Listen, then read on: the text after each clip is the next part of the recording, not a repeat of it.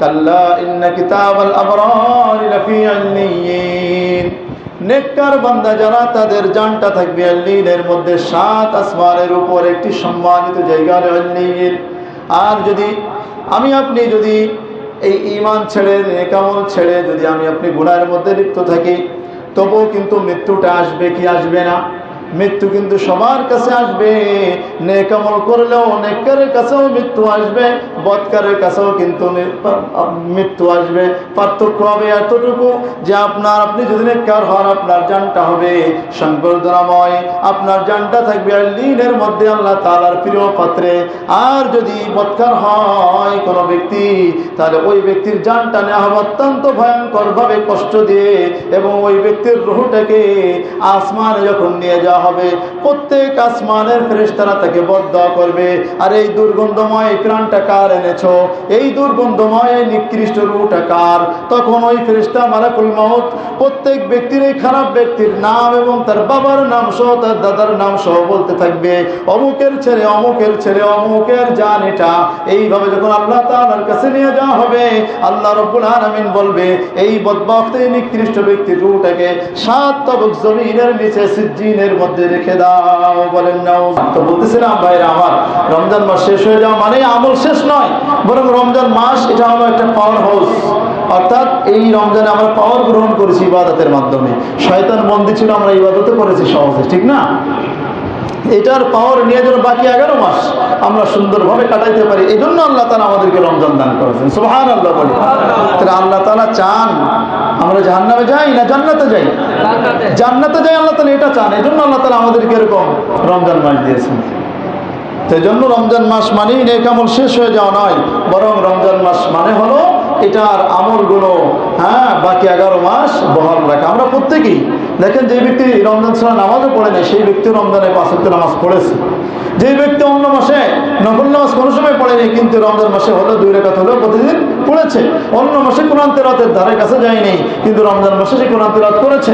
কোরআন বোঝার জন্য তার অন্তর কেঁদেছে, আমার কোরআন বুঝতে হবে। কিন্তু রমজান মাস শেষ হয়ে যাওয়ার পরে এগুলো ছেড়ে দেওয়া যাবে না। এজন্য রমজান পরবর্তী সময় আমাদের করণীয় কি, এই বিষয়ে আমি কয়েকটি কথা বলবো। যদি এগুলোর প্রতি আমরা আমল করতে পারি ইনশাআল্লাহ, তাহলে দেখা যাবে যে আমরা সারা বছরই মুত্তাকি হতে পারবো। আল্লাহ রাব্বুল আলামিন আমাদেরকে যে রমজান দিয়েছেন, কিসের জন্য? মুত্তাকি হওয়ার জন্য। কিসের জন্য? মুত্তাকি হওয়ার জন্য। এজন্য আমরা রমজান মাসে তাকওয়া এবং ঈমান, এটা আমরা আমাদের পাকাপোক্ত হয়েছে, এই দৃঢ়তা আমাদের ধরে রাখতে হবে, এই ধারাবাহিকতা বজায় রাখতে হবে, এটা ছেড়ে দেওয়া যাবে না। কারণ আল্লাহ তাআলা রমজান মাসের শুরুতেই আয়াতটা তেলাওয়াত করেছি, ইয়া আইয়ুহাল্লাযীনা আমানু কুতিবা আলাইকুমুস সিয়ামু কামা কুতিবা আলাল্লাযীনা মিন ক্বাবলিকুম লাআল্লাকুম তাত্তাকুন। তোমাদের উপর রোজা ফরজ করে দেওয়া হয়েছে যেমনিভাবে পূর্ববর্তী উম্মতের উপর ফরজ করা হয়েছিল। কেন? লাআল্লাকুম তাত্তাকুন, যাতে করে তোমরা তাকওয়া হাসিল করতে পারো। তাহলে রমজান মাস দেওয়া হলো তাকওয়া হাসিলের জন্য। তার মানে রমজান মাস শেষ, তাকওয়া ছেড়ে দেব না। 12-11 মাস, বাকি 11 মাস এই তাকওয়াটা যেন, এই তাকওয়ার ধারাবাহিকতা, এই ঈমানের ধারাবাহিকতা যেন বজায় থাকে, এজন্য আল্লাহ তাআলা আমাদেরকে দিয়েছে। শুধু তাই নয়, আল্লাহ তাআলা বলেন, ইয়া আইয়ুহাল্লাযীনা আমানু তাকুল্লাহা হাক্কা তুকাতিহি ওয়া লা তামুতুন্না ইল্লা ওয়া আনতুম মুসলিমুন। তোমরা তাকওয়া অর্জন করো, আল্লাহ তাআলাকে ভয় করো, ভয় করার মতো যেমন ভয় করলে হয় তেমন তুমি আল্লাহ তাআলাকে ভয় করো। ওয়া লা তামুতুন্না ইল্লা ওয়া আনতুম মুসলিমুন, আর মুসলমান না হয়ে তুমি মরিও না। মুসলমান না হয়ে মরা যাবে না। তার মানে যতদিন বেঁচে থাকবেন ততদিন পর্যন্ত ঈমান আর তাকওয়া, এটা আপনার এই ধারাবাহিকতা বজায় রাখতে হবে। যতদিন বেঁচে থাকতে হবে ততদিন ঈমান ঠিক রাখতে হবে, তাকওয়া বজায় রাখতে হবে। পারবো না ইনশাআল্লাহ? যদি এটা আমরা বজায় না রাখি, তাহলে দেখেন ভাইরা আমার, তাহলে কিন্তু আমার আপনার মতো হতভাগার কিছু হবে না, সব নষ্ট হয়ে যাবে। রমজানে যত কষ্ট করেছেন সব বরবাদ হয়ে যাবে। রমজানের পরে গিয়ে যদি কোনো ব্যক্তি শিরিক করে, যা করলেন সব একদম নিশ্চিহ্ন হয়ে যাবে। লাইন আশরাকতা লা ইয়াহবাতান্না আমালুকা, যদি তুমি শিরিক করো তাহলে তোমার যত আমল ছিল সব একদম নিশ্চিহ্ন হয়ে যাবে, ডিলিট হয়ে যাবে, কিছু থাকবে না। এজন্য এই তাকওয়া এবং ঈমান আমাদের ধরে রাখতে হবে। 2 নম্বর কাজ হলো নেক আমল। কিন্তু ভাইরা আমার এই বিশ্বাসটা রাখতে হবে, নেক আমল এটা সাময়িকের জন্য নয়, সাময়িক সময়ের জন্য নয়, বরং আজীবন করতে হবে। আজীবন করতে হবে মৃত্যু আসার আগ পর্যন্ত। যদি আমি আপনি এই আমল যদি বহাল রাখি মৃত্যু পর্যন্ত, তাহলে মৃত্যুটা ভালো হবে, মৃত্যুটা ভালো হবে। আমার আপনার মৃত্যুর সময় থেকে নিয়ে শুরু করে জান্নাতের সুঘ্রাণ পেতে থাকবো। ফেরেশতারা আমার আপনার জন্য সালাম দিতে শুরু করবে। যতটা ফেরেশতারা আমার আপনার রূহটা নিয়ে যখন আসমানে উঠবে, প্রত্যেক আসমানের ফেরেশতারা আপনাকে সালাম দিতে থাকবে, সম্বর্ধনা দিতে থাকবে। আল্লাহর কাছে যখন নিয়ে যাওয়া হবে, আল্লাহ বলবে, আমার এই প্রিয় বান্দার জানটাকে তুমি আল্লিনের মধ্যে রেখে দাও। বলি সুবহানাল্লাহ। কাল্লা ইন্না কিতাবাল আবরারি লাফি আল্লিয়িন। নেককার বান্দা যারা, তাদের জানটা থাকবে আল্লিনের মধ্যে, 7 আসমানের উপর একটি সম্মানিত জায়গা আল্লিয়িন। আর যদি আমি আপনি যদি এই ঈমান ছেড়ে, নেক আমল ছেড়ে যদি আমি আপনি গুনাহের মধ্যে লিপ্ত থাকি, তবুও কিন্তু মৃত্যুটা আসবে কি আসবে না? মৃত্যু কিন্তু সবার কাছে আসবে। নেক আমল করলেও নেককারের কাছেও মৃত্যু আসবে, বদকারের কাছেও কিন্তু মৃত্যু আসবে। পার্থক্য হবে এতটুকু যে আপনি যদি নেককার হন, আপনার জানটা হবে সংবর্ধনাময়, আপনার জানটা থাকবে আল্লিনের মধ্যে, আল্লাহ তাআলার প্রিয় পাত্রে। আর যদি বদকার হয় কোনো ব্যক্তি, তাহলে ওই ব্যক্তির জানটা নেওয়া হবে অত্যন্ত ভয়ঙ্কর ভাবে, কষ্ট দিয়ে, এবং ওই ব্যক্তির রূহটাকে আসমানে যখন নিয়ে যাওয়া হবে, প্রত্যেক আসমানের ফেরেশতারা তাকে বদদোয়া করবে, আর এই দুর্গন্ধময় প্রাণটা কার এনেছো, এই দুর্গন্ধময় নিকৃষ্ট রূহটা কার?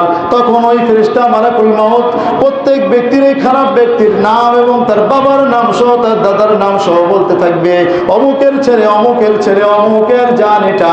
এইভাবে যখন আল্লাহ তাআলার কাছে নিয়ে যাওয়া হবে, আল্লাহ রাব্বুল আলামিন বলবে, এই বদবখত, এই নিকৃষ্ট ব্যক্তির রূহটাকে 7 তবক জমিনের নিচে সিজ্জিনের মধ্যে রেখে দাও। বলেন নাউযু। রব্বুল আলামিন বলেন, ফাসাব্বিহ বিহামদি রাব্বিকা ওয়া কুম মিনাস সাজিদিন ওয়া'বুদ রাব্বাকা হাত্তা ইয়াতিয়াকাল ইয়াকিন। আপনার রবের তাসবিহ পাঠ করেন, আপনার রবের প্রশংসা করেন, আপনার রবের ইবাদত করেন। কতদিন পর্যন্ত? হাত্তা ইয়াতিয়াকাল ইয়াকিন, আইয়াল মাউত, নিশ্চিত বিষয় মৃত্যু আসার আগ পর্যন্ত। সুবহানাল্লাহ। আল্লাহ তাআলা এখানে প্রথমে খাসভাবে বলেছেন, এরপরে ব্যাপকভাবে বলেছেন।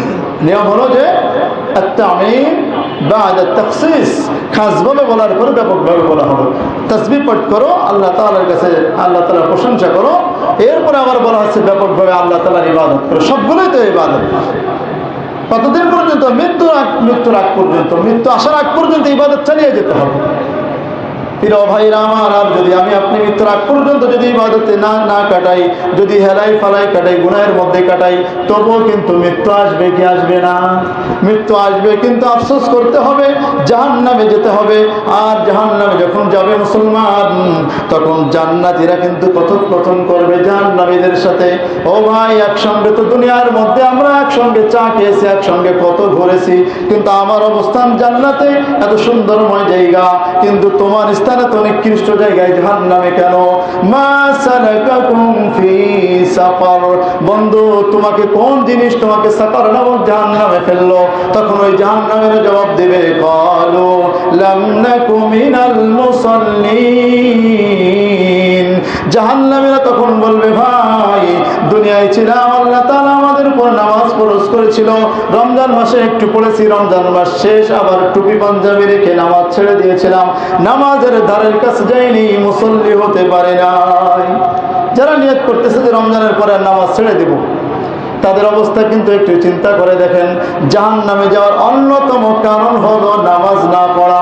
তারা আরো জবাব দেবে, আলাম নাকুনু তু'মিনুল মিসকিন, দুনিয়ার মধ্যে কোনো মিসকিনকে আমরা খানা খাওয়াইতাম না, গরিবদেরকে আমরা কোনো উপকার করতাম না, ওয়ালাম নাকুন্না নাখুদু মা'আল খাইদিন। আরে যখন কালাম ভাইয়ের চায়ের দোকানে বসেছি, তখনই সমালোচনা করে বেড়াইছে, যখনই দুইজন একসঙ্গে হয়েছি, গীবত করা শুরু করেছি, মানুষের সমালোচনা করতাম, আলেমদের সমালোচনা করতাম, করতাম, নেককার মানুষের সমালোচনা করতাম। এখানে কোরআনের তাফসীর হয় আর বলে হুজুর কি চোখে দেখে না, টাইম হয়ে যায়, কিন্তু তাফসীর বন্ধ করে না। এরকম হাজারো মানুষ যখন এরকম সমালোচনায় লিপ্ত হয়ে নিজের আমলকে নষ্ট করে, ওই জাহান্নামীরা বলবে ভাই দুনিয়ার মধ্যে যখন ছিলাম মানুষের আমরা সমালোচনা করে বেড়াইতাম, কার মেয়ে কোথায় গেল, কার ছেলে কি করলো, মানুষের দোষ খুঁজে খুঁজে বেড়াইতাম। আজকে এই অপরাধের কারণে আমাদের জাহান্নামে যেতে হলো। ওয়াকুন্না নুকাদ্দিবু বিয়াউমিদ্দিন। শুধু তাই নয়, আমরা বিচার দিবসকে আমরা অস্বীকার করতাম, আমরা মিথ্যা প্রতিপন্ন করতাম, বিচার দিবসকে আমরা মানতাম না। এই মুসলমান ভাইরা আমার, কিছু মানুষ আছে প্রকাশ্যে যারা বিচার দিবসকে অস্বীকার করে, আর কিছু মানুষ আছে মুখে স্বীকার করলেও কাজে করবে দেখায় দেয় যে আসলে কোনো বিচার হবে না। আছে না না এরকম? মনে করে যে বিচার হবে না, এই জন্য বাস অন্যায় করতে থাকে। জাহান্নামে যার কারণগুলো কতগুলো বলা হলো, তার মধ্যে 1 নম্বর নামাজ না পড়া, এতিমদের খবর না নেওয়া, গরিব মিসকিনের খবর না নেওয়া, সমালোচনা করা, আর আখিরাতের প্রতি বিশ্বাসী না হওয়া। এই জাহান্নামীরা যখন বলবে যে ভাই দুনিয়ার মধ্যে তো অন্যায় কাজ করতাম, জুলুম করতাম, কিন্তু মৃত্যুটা ঠিকই আমাদের এসেই গিয়েছে, হাত্তা আতানাল ইয়াকিন। অন্যায় করেছি, করতে করতে মনে করেছিলাম মৃত্যু হয়তো আসবে না, কিন্তু মৃত্যু ঠিকই এসে গেছে। মৃত্যু ঠিকই এসে যাবে ভাইরা আমার। এটা বোঝানোর জন্য বললাম যে আপনি যদি অবহেলায় কাটান, গুনাহের মধ্যে কাটান, তাও কিন্তু মৃত্যু আসবে। পার্থক্য হবে এতটুকু যে নেক কাজ করা অবস্থায় যদি মৃত্যু আসে আপনি জান্নাতি, আর খারাপ কাজ করা অবস্থায় যদি মৃত্যু আসে তাহলে আপনি জান্নাতি। আল্লাহ তাআলা আমাদের সবাইকে নেক কাজ অবস্থায় মৃত্যু দান করেন, বলে না আমিন। তাহলে নেক আমল এটা সাময়িক সময়ের জন্য নয়, শুধু রমজান মাসের জন্য নয়, বরং এটা আজীবন মৃত্যু পর্যন্ত করতে হবে। পারবো না ইনশাআল্লাহ? 3 নম্বর আরেকটি কাজ হলো কোরআন তিলাওয়াত, তাদাব্বুরে কোরআন, কোরআন নিয়ে চিন্তা ভাবনা করা, কোরআন শিখা, কোরআন তিলাওয়াত করা, কোরআনের সাথে সম্পর্ক করা, এটা বজায় রাখতে হবে। কোরআন নাজিলের মাস রমজান মাস শেষ হয়ে গেল, এই রমজান মাস আসার পরে অনেক ভাই কোরআনের সঙ্গে তো সম্পর্ক হয়েছে কি না, কি বলেন? হয়েছে। অন্তত এই মসজিদে যারা আছে, এই মসজিদে আলহামদুলিল্লাহ প্রতিদিন তারাবিতে কোরআন তেলাওয়াত করা হয়েছে, প্রথম তারাবি হয়েছে। তারাবির আগে এই কোরআনের মধ্যে, এই তেলাওয়াতের মধ্যে কি কি আছে এটা একটা সারমর্ম, একটা বুঝ, একটা সার নির্যাস তুলে ধরা হয়েছে। অন্তরের মধ্যে লেগেছে কি লাগে নাই? লেগেছে। একটু পরিবর্তন বোঝেন কিনা আপনারা? আরে রমজানের আগে যখন কোরআন শোনেন নেই তখনের অবস্থা, রমজানের মধ্যে শুনেছেন, এই অবস্থা কি একটু পরিবর্তন বোঝেন না আপনারা? তাহলে একটু সম্পর্ক হয়েছে কিনা? সম্পর্ক হয়েছে। এই সম্পর্ক বজায় রাখতে, এই সম্পর্ক যদি বজায় না রাখি, কোরআন থেকে মানুষ যত দূরে যাবে ততই শয়তান তাকে পাকড়াও করতে সহজ হবে। এজন্য ভাইরা আমার, কোরআন শিখতে হবে, কোরআন বুঝতে হবে, কোরআন অনুযায়ী আমল করতে পারবো তো ইনশাআল্লাহ? কারা কারা রাজি আছি কোরআন শিখার জন্য একটু দেখি, হাত নামায়। আল্লাহ আমাদেরকে কবুল করুন, বলেন আমিন। আপনাদেরকে দেখেন ভাইরা আমার, চেষ্টা তো করতেছি আপনাদের জন্য, আপনাদের শুধু একটু সময় চাই। এই যে ইনশাআল্লাহ সামনে হয়তো 1 তারিখ থেকে নিয়ত করেছি যে দেখি সামনে 1 তারিখ থেকে আপনাদের একটা ক্লাস নেব। যারা শামিল হবে, যারা সময় দেবে ইনশাআল্লাহ, আলিফবা থেকে নিয়ে একদম আপনার যতদিন সময় লাগুক, অসুবিধা কি? মৃত্যু পর্যন্ত যদি আমার সময় লেগে যায়, অসুবিধা কি? আমি তো তালিবুল ইলমের খাতায় আমার নাম চলে গেল, আমি তো কোরআনের বুঝ আমি বুঝতে পারলাম, কোরআন আমি পাইলাম। এই কোরআনের মহব্বত অন্তরে ঢুকাইতে হবে, নইলে কিয়ামতের দিন কি জবাব দেব আল্লাহ তাআলার কাছে? নবী সাল্লাল্লাহু আলাইহি ওয়াসাল্লাম তো মামলা দায়ের করবে আপনার বিরুদ্ধে, মামলা দায়ের করবে যে আল্লাহ, যে আমার এই কওম এই কোরআন ছেড়ে দিয়েছে, পরিত্যাগ করেছে। ইন্না কওমি ইত্তাখাযু হাযাল কুরআন মাহজুরা, আমার এই কওম এই কোরআন ছেড়ে দিয়েছে, আল্লাহ এদের বিরুদ্ধে মামলা দিলাম। কি বলেন? নবীর পক্ষ থেকে মামলা হলে ওই মামলা থেকে জামিন পাওয়ার কোনো সুযোগ আছে? দুনিয়া হলে তো কোনোভাবে একটু চুরি চামির করে জামিন নেওয়া যায়, গোষ্ঠী। যে আখিরাতে কি সেই সুযোগ আছে? সে সুযোগ নাই। এজন্য ভাইরা আমার, আমি আপনাদেরকে আহ্বান করতেছি, যারা সত্যিকার অর্থে যারা পড়তে চান, শিখতে চান, একটু নামটা লিখেন। কারা কারা একটু হাত জায়গা, একদম সত্যিকার অর্থে যারা শিখবেন, 1 ঘন্টা থেকে 1.5 ঘন্টা, হয়তো মাগরিবের পরে শুরু করব। এরপরে আপনাদের সাথেই যদি ছাত্র হয় 15, 20 জন, 30 জন হয়, আপনাদের সাথে পরামর্শ করে কখন সময়টা দিলে ভালো হয়, আপনাদের সময় অনুযায়ী ইনশাআল্লাহ আমি প্রস্তুত আছি আপনাদের শেখানোর জন্য। কোনো টাকা পয়সা লাগবে না। যদিও কোরআন শেখার জন্য নিয়ম হলো যে আমি কোরআন শিখবো, আমি টাকা ব্যয় করব, যত লাগে আমি ব্যয় করব, কিন্তু আপনাদের কাছে আমি চাচ্ছি না, শুধু সময়টুকু। রাজি আছেন না ইনশাআল্লাহ? আরে যারা হাত উঠাইছেন, হাত নামা, এরপরে কিন্তু আর পরে ভুলে যাবেন না। ভুলে গেলে কিন্তু মুনাফিকের পরিচয় হবে। এখন বললাম সবার সামনে সব পাওয়ার নিয়তে, পরে আর খবর নাই। আরে 24 ঘন্টার মধ্যে 1 ঘন্টা সময় আপনি দিতে পারবেন না আল্লাহর জন্য, কোরআনের জন্য? আরে কিসের লজ্জা? এখানে শুধু বুড়োদেরকেই বলতেছে না, যারা যুবক আছেন তাদেরকেও বলতেছে, আর যারা কোরআন পারেন পড়তে মোটামুটি তাদেরকেও বলতেছি, যারা একদম পারেন না তাদেরকেও বলতেছি। যারা একদম পারেন না তাদের শুরু থেকে শুরু করবো, যারা মোটামুটি পারেন তাদেরকে সহিশুদ্ধ করে দেওয়ার জন্য দরকার আলাদা থাকবে, আলাদা করে পড়াবো প্রত্যেককে এই সময়ের মধ্যে ইনশাআল্লাহ। আপনার মাসলা মাসলে যাওয়া দরকার সব শিখাবো। রাজি আছেন না আপনারা ইনশাআল্লাহ? আরে যদি আপনার যদি সময় মতো না পাই তাহলে মনে কষ্ট পাইবো, যা হা এদের পিছনে আমি দৌড়াইতেছি আর এরা একটু সময় দিতে রাজি হচ্ছে না। আরে ভাই, আপনার বিবির কাছ থেকে 1 ঘন্টা সময় নেন না, আপনার সন্তান থেকে, আপনার ব্যবসা থেকে 1 ঘন্টা সময় নেন না। তাবলীগী ভাইরা যারা আছে তারা তো আলহামদুলিল্লাহ এরা চেষ্টা করলে পারবে, এরা চিল্লাই দেয়, 40 দিন সময় দেয় না, 3 চিল্লা সময় দেয় মাশাআল্লাহ। 40 দিনে যদি 24 ঘন্টা হিসেব করা হয়, কত প্রায় 800 ঘন্টার মতো হয়ে যায়। তো তাদেরকেও আমি বলবো, ভাই আপনারাও বসেন, আপনারা যদি মাসে 30 ঘন্টা মাত্র, 30 ঘন্টা, তাও 30 ঘন্টা না, শুক্রবার বন্ধ থাকবে, শুক্রবার 23 পরে তাফসীর হবে ইনশাআল্লাহ। তো এই 1 ঘন্টা সময় আপনাদের চাই। আমি নাম লেখার সময় যেহেতু না, এই জন্য নাম লেখলাম না, আপনার একটু নাম লেখাই যাবে, পারবেন না ইনশাআল্লাহ? যদি আমার নামটা লেখান, আপনার নাম থাকতে হবে, হাজিরা খাতায় নাম থাকতে হবে, আপনার প্রত্যেকদিন হাজিরা হবে।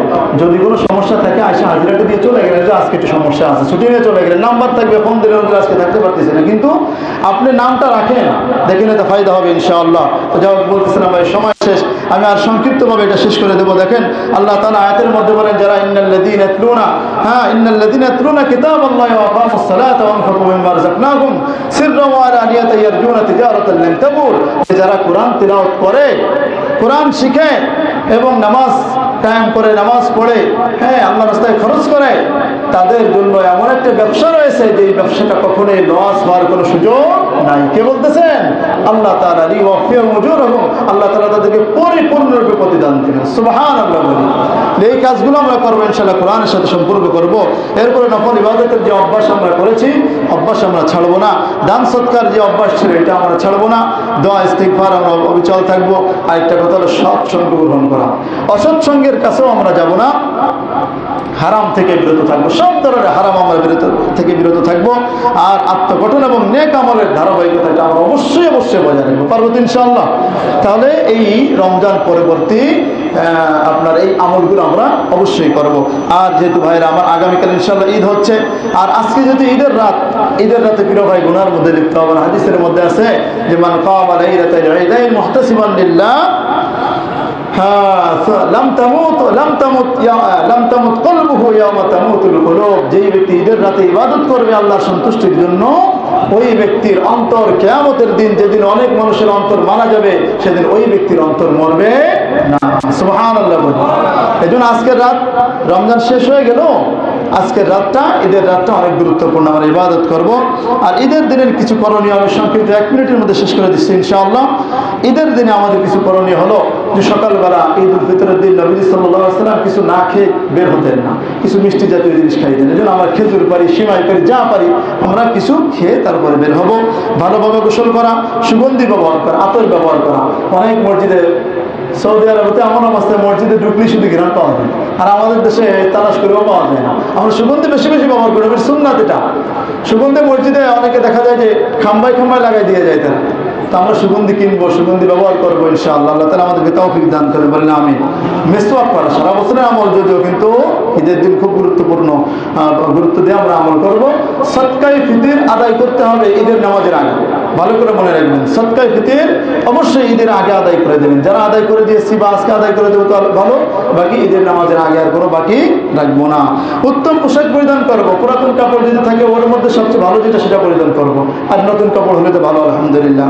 তারপরে শরীয়তসম্মত সাজসজ্জা করব, খুব ভোরবেলা জাগ্রত হব। সকালবেলা আমরা একটু সকালে আসবো। আমাদের ঈদের নামাজ কয়টায়? 8টায় না? 8টায় ইনশাআল্লাহ আমরা আগেই চলে আসবো।